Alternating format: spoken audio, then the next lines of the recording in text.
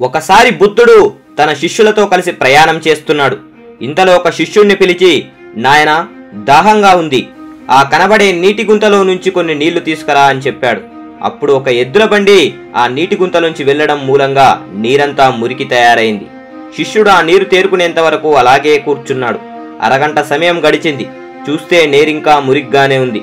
మరో అరగంట సమయం వేచి చూశాడు. నీరు తేరుకున్నాయి. ఆ పైన ఉన్న నీరు తీసుకెళ్లి బుద్ధుడికిచ్చాడు శిష్యుడు. ఈ నీరు అంత మురిగ్గా ఉన్నా ఎలా తేరుకుంది అని అడిగాడు శిష్యుడు. నువ్వు కాసేపు దాని మానాన దాన్ని కదపకుండా ఉంచావు. అది నెమ్మదిగా మురికి కిందికి పోయి స్వచ్ఛమైన నీరు పైకి తేరుకుంది. మన మనసు కూడా అంతే. ఒకసారి మనసులో ఆందోళన కలిగినప్పుడు దాని గురించి ఎక్కువ ఆలోచించకుండా కొంతసేపు వదిలేయాలి. కొంతసేపు గడిచేటప్పటికీ చింత అనే మురికి అంతా అడుక్కు వెళ్ళిపోయి మనసు స్వచ్ఛంగా మారుతుంది.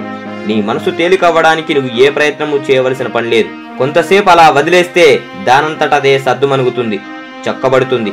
మనశ్శాంతి పొందడం పెద్ద కష్టమైన పనేమి కాదు. మన ప్రయత్నం లేకుండానే జరిగిపోతుంది. మీకిష్టమైన వాళ్ళని ఎప్పుడూ వదులుకోకండి. వారు తప్పులు చేశారనుకుంటే ఒక్క క్షణం వారితో మీరు గడిపిన అద్భుతమైన ఆనందకరమైన క్షణాలను గురించి ఒక్కసారి తలుచుకోండి. ఎందుకంటే పరిపక్వత కన్నా అభిమానం ముఖ్యం.